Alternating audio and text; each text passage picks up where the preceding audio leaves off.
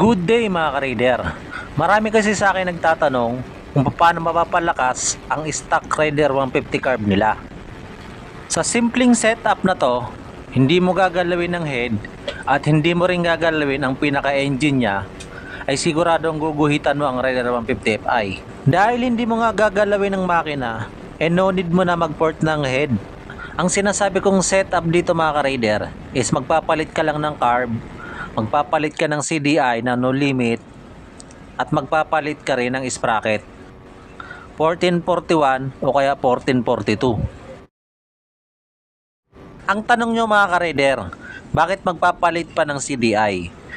Kasi kung maglilimit lamang mga ka-raider ang stock CDI nyo, hindi nyo masasagad ang power ng motor at hindi nyo rin maisasagad yung RPM nya.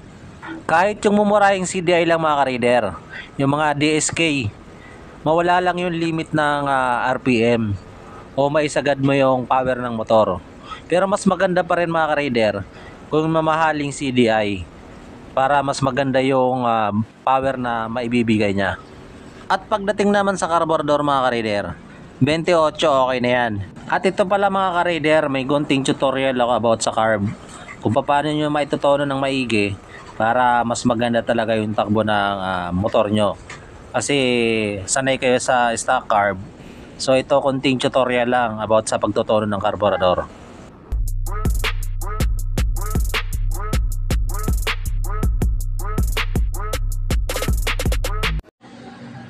So ito yun mga ka-raider, yung carburetor natin. So para makuha nyo mga ka-raider yung minor o hindi kayo namamatayan, ito mga ka-raider, 32, 38, kung saan titino yung minor nyo mga ka-raider. Sisilipin nyo yung butas kung maliit ba talaga, kung pang 32.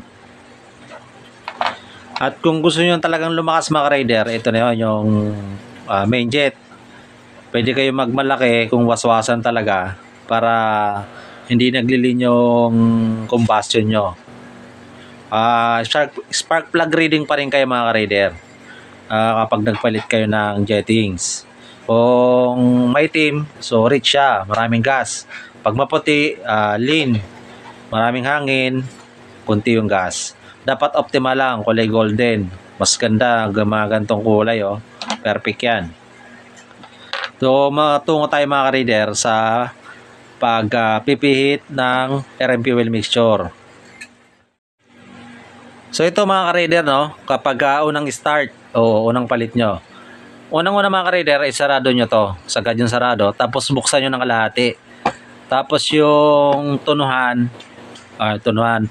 tapos yung adjustan ng minor, isagad nyo, baga kahit mataas yung minor. Tapos kapag start nyo na, kusang nabubuhay siya pero namumugak-mugak, unti-unti nyong buksan to mga ka-raider.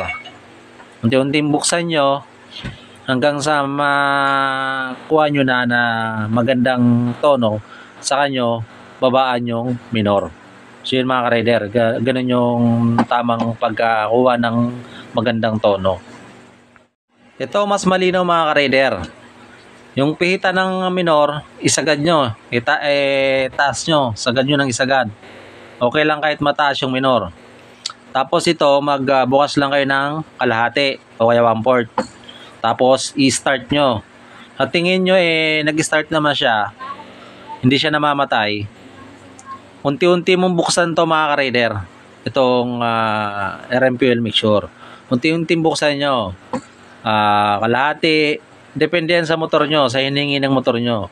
Kung sa tingin nyo mukhang di naman na mamamatay at parang tama na yung tunog ng tambucho, na tunog tamang minor na, unti-unti nyong ibalik yung pihitan ng minor hanggang sa mapakiramdaman nyo na tama lang yung buga ng tambucho, na 1.5 lang yung RPM.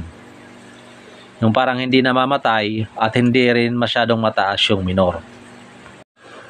Kasi ang ginagawa ng iba mga ka-raider, bubuksan nila yan, tatsambahan nila ng 1.5 o sabi natin isa't kalahati, saka i-start. di mo pa rin makakapa yung tono kasi hindi ka nag-umpisa sa zero. Nag-umpisa ka na kagad doon sa isa't kalahati. Ang maganda niyan mga ka-trader, taasan nyo yung tono, ay yung minor, taasan yung minor, tapos unti-unti nyo buksan hanggang sa makapa nyo na maganda talaga yung minor. Kapag namamatay mga ka-trader, magpalit muna kayo ng maliit na jettings, main jet at saka pilot. Tapos kuhain nyo yon. Kapag spark plug reading mo lean, palit kayo ng mataas. Ganun lang yung mga ka-trader. Try and error lang to sa pagtotono ng karburador. At sa pagsiset naman mga ka-trader ng karayom, mag-umpisa kayo sa dulo sa taas. Kapag hindi nyo pa rin makuha, hindi maganda yung pagkakatono, tapos tinesting nyo na lahat ng pilot jet at saka main jet, doon na kayo maglaro sa karayom. Subukan nyong ilagay sa pangalawa mula sa taas. Laro-laroin niya mga ka-trader. Marami namang salpakan ng clip. So sa una ng taas, pangalawa, pangatlo, mostly dyan na kukuha yung tamang tono mga ka-trader. Kapag hirap na kayo sa pagkapa ng jettings, kasi mamaya doon pala sa karayom, doon yung makukuha yung tono. Sinasabi niya mga ka-trader, bakit di ko naka-demo at dito tayo nag tutorial. Browse na lang mga ka-trader, marami akong video dyan about sa carburetor, yung pagtotono. Baka makatulong sa inyo yung mga videos ko dyan about sa pagtotono ng carburetor. At kung bago ka sa akin channel mga ka-trader, pa-subscribe naman. At kung nagustuhan mo tong video, paki-like, paki-share. At huwag kakalimutan ang notification bell para sa sunod na upload ko ay manonotify ka. Okay, ride safe sa inyo mga ka-trader. Okay lang mabilis, basta maingat. Peace.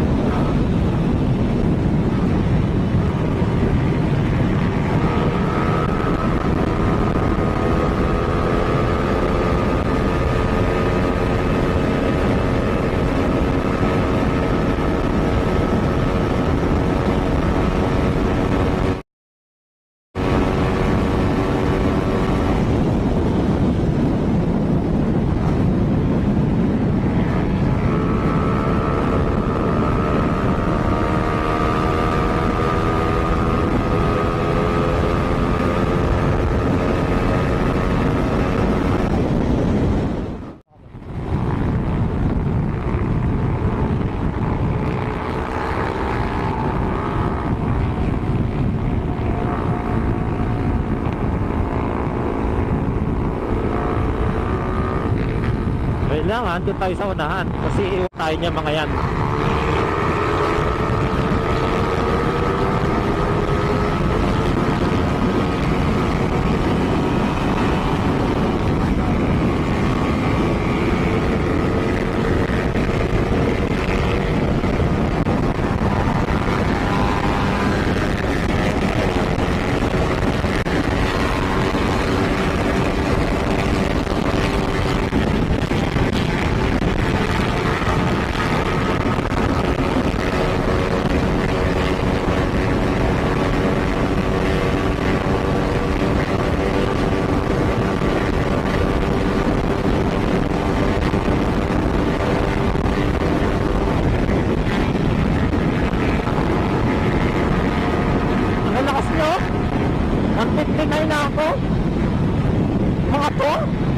What?